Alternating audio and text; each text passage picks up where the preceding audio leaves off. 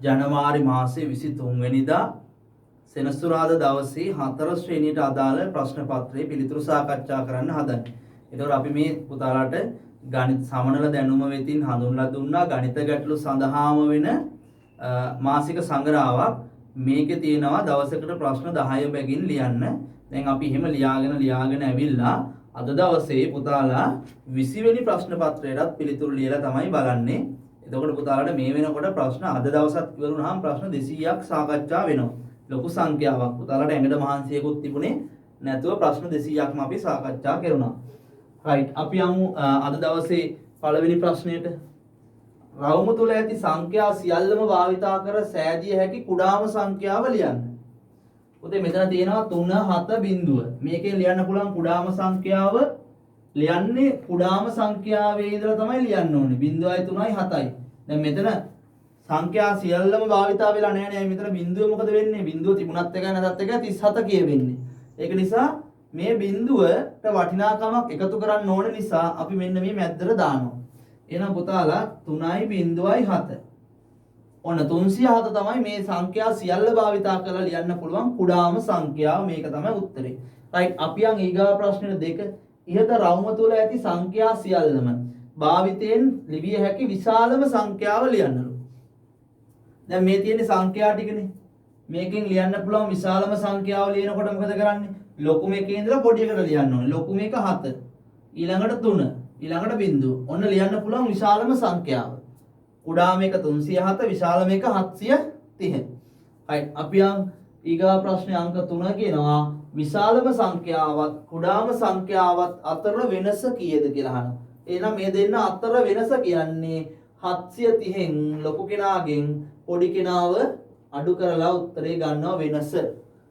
බිඳුවෙන් 7ක් අඩු කරන්න බෑ. මෙයාගෙන් ඉල්ල ගන්නවා පුතේ. එතකොට මෙතන 10 වෙනවා. 10න් 7ක් අඩු කළාම 3යි. දැන් මෙතන 3ක් නැහැ. එකක් එහා පැත්තට දීපු නිසා දෙන්නයි ඉන්නේ 2යි. 2කින් බිඳුවක් 2යි. මෙතන 7යි. 7න් 3ක් අඩු කරනවා. එතකොට 4යි. එහෙනම් පුතේ උත්තරේ වෙන්නේ එකට 423 තුන්වෙනි ප්‍රශ්නෙට උත්තරේ. අපි යනවා 4 වෙනි ප්‍රශ්නෙට. විශාලම සංඛ්‍යාව හා කුඩාම සංඛ්‍යාවට අමතරව මේ ඉන්නේ කුඩාම මේ ඉන්නේ විශාලම. මීට අමතරව සෑදිය හැකි ඉලක්කම් 3 සංඛ්‍යා සියල්ල ලියන්න. මොන සංඛ්‍යාද? ඉලක්කම් 3 සංඛ්‍යා සියල්ල ලියන්න. දැන් මෙතන ඉලක්කම් 3 එකක් තියෙන මෙතනත් එහෙමයි. එහෙනම් මීට අමතරව තව හදන්න පුළුවන් ඒවත් 3 ඉලක්කම් 3 සංඛ්‍යා කීයක් තියෙනවද කියලා බලන්න ඕනේ. කොහොමද හදන්නේ? පුතේ බිඳුව ඉස්සරහට ගත්තොත් ඉලක්කම් 3 වටිනාකම් තියෙන ඒවා හැදෙන්නේ නැහැ. 3 ඉස්සරහට ගත්තොත් හදන්න පුළුවන් 307 ආවා. ඒ වගේ තව එකක් ලියන්න පුළුවන් මෙන්න මේ දෙන්න මාරු කරලා 300 ගණන් වලින් 307 ඒ දෙන්න මාරු කරොත් 370 වෙනවා. එතකොට 3 ඉලක්කම දාලා ලියන්න පුළුවන් වෙන්නේ ඉස්සරහට 307යි 370 විතරයි. ඒ කියන්නේ මේ දෙන්න මාරු කරලා 3 කොහොමද එතන තියන්න ඕන. දැන් ඊළඟට 7 ඉලක්කම දාලා 7 ඉලක්කම ඉස්සරහින් තියාගෙනම දැන් 730 නේ මෙතන ලිව්වේ. තව ලියන්න පුළුවන් 730 කියන එකේ 30 මාරු කරනවා. බිඳුව ඉස්සරහට දානවා 3 පස්සට දානවා. එහෙනම් බිඳුව මෙතෙන්ට දානවා 3 ඉලක්කම අන්තිමට දානවා. 703. දැන් 3 ඉලක්කම ඉස්සරහට දාලා ලියන්න පුළුවන් ඒවා දෙකක් ආවා. ඔය තියෙන්නේ. මේක අපි කලින් ලිව්වා. මේකත් අපි කලින් ලිව්වා. 7 ඉලක්කම ඉස්සරහට දාලා ලියන්න පුළුවන් ඒවා දෙකක් තියෙනවා. ඒකිනුත් අපි මේක කලින් ලිව්වා. එහෙනම් දැන් මේක ලිව්වා නම් ඇති. ඊළඟ දැන් 3ක් දැම්මා 7ක් දැම්මා ඉස්සරහට දාන්න පුළුවන් ඔක්කොම ලිව්වා. බිඳුව දාලා ඉස්සරහට එකක්වත් ලියන්න බෑ. එහෙනම් මේකෙන් මේ ඉලක්කම් සියල්ල භාවිතා කරලා හදන්න පුළුවන් වෙන්නේ ඉලක්කම් 3 වටිනාකමක් ඇති වෙන ඒවා කීයද සංඛ්‍යා? 4යි හදන්න පුළුවන්.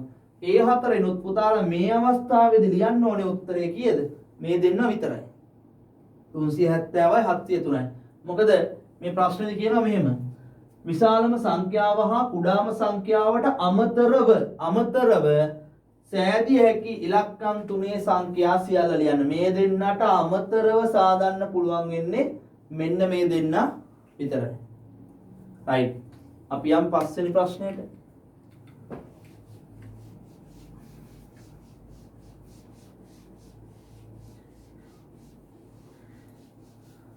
අද සහ පළමුදා අතර දින කීයක් තිබේද? ලේසි ප්‍රශ්නයක් නේද? අද,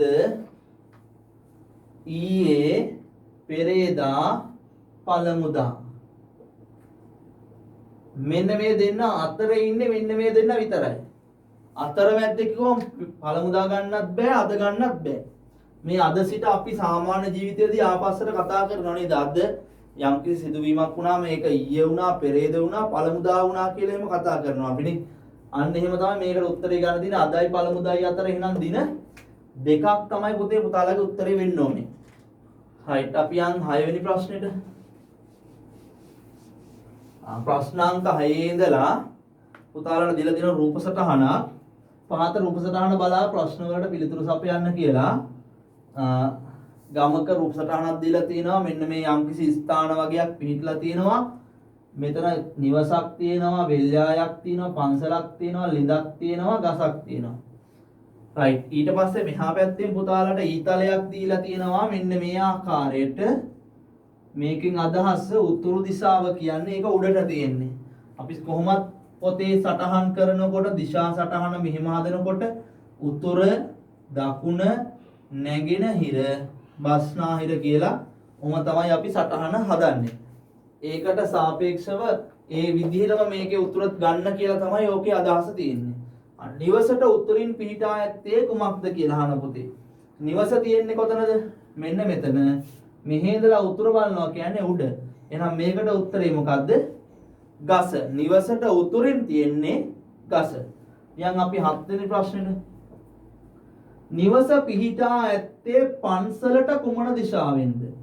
නිවස තියෙන්නේ පන්සලට කුමන දිශාවෙන්ද? පන්සලේ ඉඳලා බැලුවොත් මොන පැත්තටද? මෙන්න මේ පැත්තට යන්න ඕනේ ගේ හොයාගෙන. එහෙනම් පන්සලේ ඉඳලා මේ පැත්තට කියන්නේ සාමාන්‍යයෙන් මෙන්න මේ පැත්තට යන්න තියෙන්නේ මොන පැත්තද පුතේ? බස්නාහිර දිශාවෙන් තමයි තියෙන්නේ. උත්තරේ මොකද්ද පුතාලගේ? බස්නාහිර දිශාවෙන්. අපි යන් ඊගා ප්‍රශ්නට 8. ළිඳට උතුරින් පිහිටා ඇත්තේ මොනවාද? ළිඳ තියෙනවා මෙතන. ඊට උතුරින් කියන උඩින් පිහිටලා තියෙන්නේ මොනවද කියලා අහනවා. ළිඳට උතුරින් තියෙනවා නිවස. තව තියෙනවා ගස. එහෙනම් දෙකම ලියන්න ඕනේ.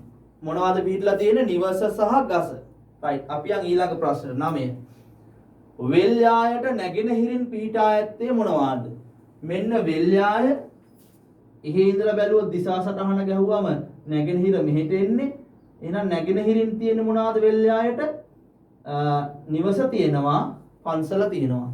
එහෙනම් උත්තරේ නිවස සහ පන්සල.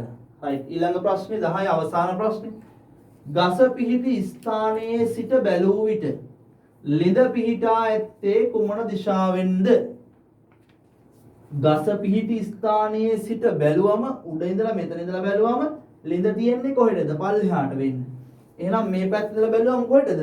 දකුණු දිශාවෙන්. එහෙනම් උත්තරේ පුතේ දකුණු දිශාවේ තමයි පිහිටලා තියෙන්නේ. right. අතන අද දවසේ ප්‍රශ්න 10ම අපි සාකච්ඡා කරා. මේ වෙනකොට පුතේ පුතාලා ප්‍රශ්න 200ක් සාකච්ඡා කරලා අවසන්.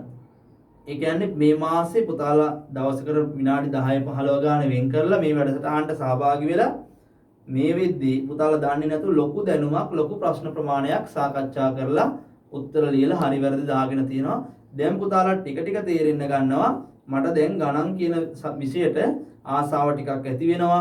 ඊට පස්සේ මට වරදින ප්‍රමාණය චුට්ට චුට්ට අඩු වෙනවා. යම් යම් කරුණු දැන් මම අලුතෙන් අවබෝධ කරගන්නවා කියලා දැන් පුතාලාට ඕක වැටහෙන්න ගන්නවා. මේ ප්‍රශ්න සංඛ්‍යාව ටිකක් අපි ඉස්සරහට සාකච්ඡා කරගෙන යනකොට තවත් ඉස්සරහට අපිට ලොකු කාලයක් තියෙන ශිෂ්‍යත්ව විභාගයට තව අවුරුද්දකටත් වඩා වැඩි කාලයක්.